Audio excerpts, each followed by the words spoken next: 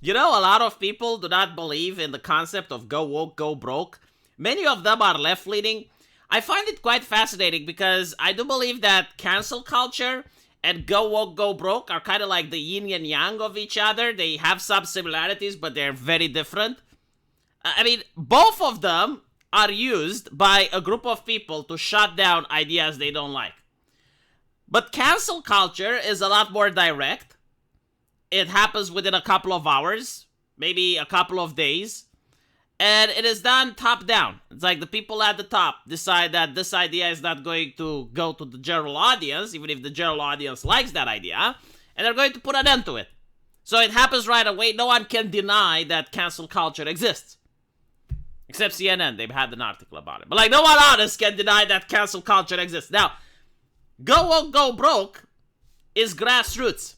So it's the public who doesn't like an idea. But unlike cancel culture, it can take months, if not years.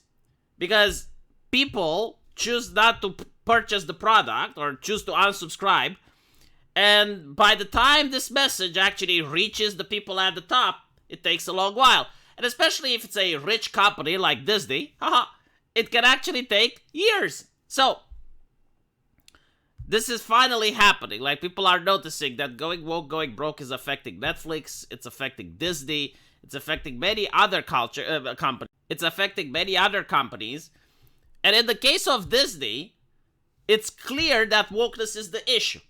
Because every single time you have a woke product that fails, you will have many people obfuscating or gaslighting and saying, oh, it's everything besides the wokeness.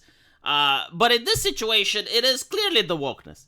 I mean, they had recent movies banned in the Middle East, banned in China, which is a huge market, for no fucking reason besides them trying to push ideology in it. And then you also had Florida deciding to take away Disney's privileges for the same reason that they couldn't just shut the fuck up. I mean, abortion is a controversial issue in the United States. It's kind of like 50-50. Now, if you're a company and you actually want to make money, you shut the fuck up. Why would you get yourself involved in a controversial issue? There is absolutely no financial reason for you to do so. If you're a company that's making movies, like you're supposed to have as many people watching them as possible so you can pay your actors and your staff. You shouldn't get involved into politics. You're a children cartoon company, for love of God.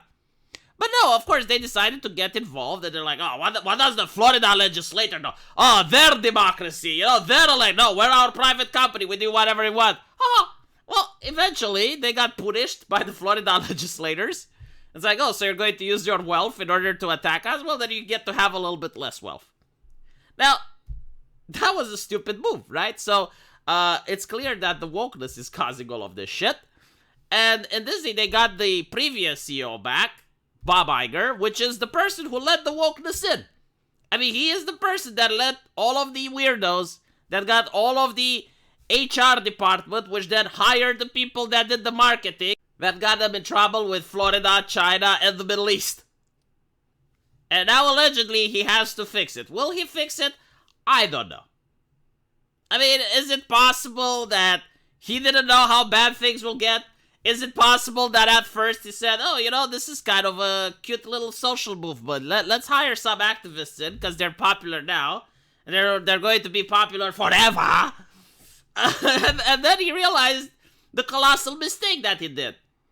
Oh shit, these HR people, they're empire building within my own company. Fuck. Maybe that's the case. I don't know. But what I do know is that the shareholders are definitely not happy. I mean, we actually had a shareholder that came up and said that they need to stop with this madness. And I agree, like, if my financial interests were involved into Disney, I would definitely say, like, maybe spiting your audience and having, like, these extreme radical political takes is not a good idea. Because you need to understand, American leftist politics is very fringe for the rest of the world. I mean, it resonates with some countries in Europe.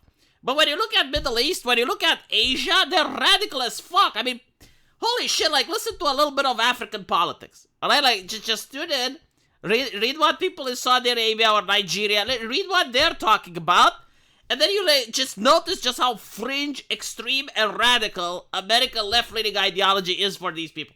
And you want to sell that product to them as well, right? Like, you want to sell your product in India, you want to sell your product in China, you want to be a company of the fucking world, but you're presenting like the most radical takes imaginable. Yeah, it's not going to fly. No. So, you now have Bob Iger that started the mess, allegedly, supposedly cleaning it up.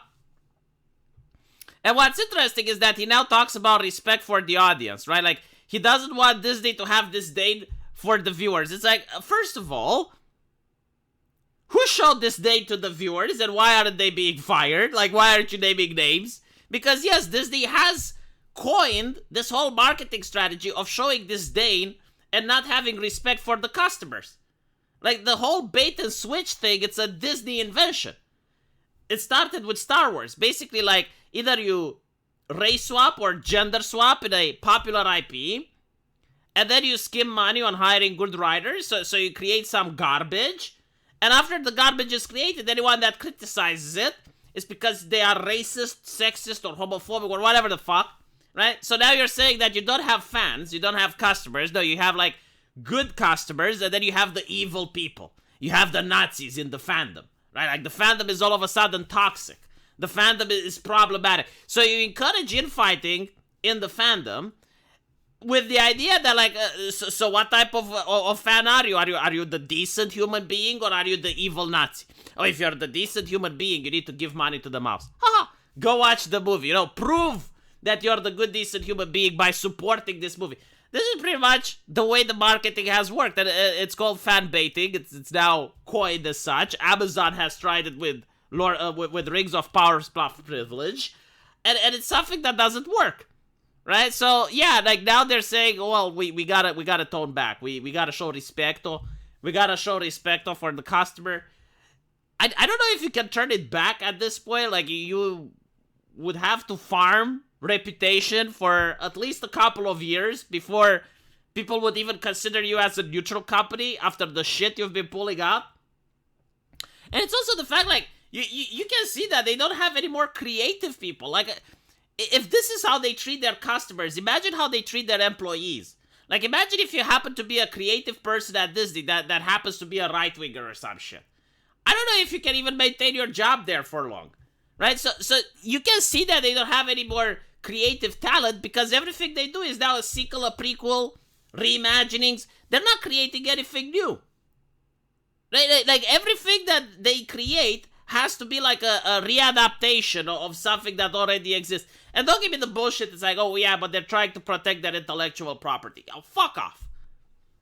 Who cares about their intellectual... Like, for example, who cares about Pinocchio? So what if Pinocchio goes into public domain? Who gives a fuck? Make a new show. Make something else. Like, what? Why do you have to care so much about Cinderella? Just make something else. Like, it's already been done. You know, like, the classic Cinderella will forever be branded as a Disney product. You don't have to, like, make the live adaptation of Cinderella because you lose the IP. Just move on. Like, create something, but they're not going to do that because they don't have any more creative people. So, I don't know. You know, like, apparently they claim that there is a move away from wokeness. We'll see. Zuckerberg also said a couple of years ago that he wants Facebook to become a free speech platform, and we know how that went. Let me know what you guys think, though, and as usual, I will see you in the comment section. Take care.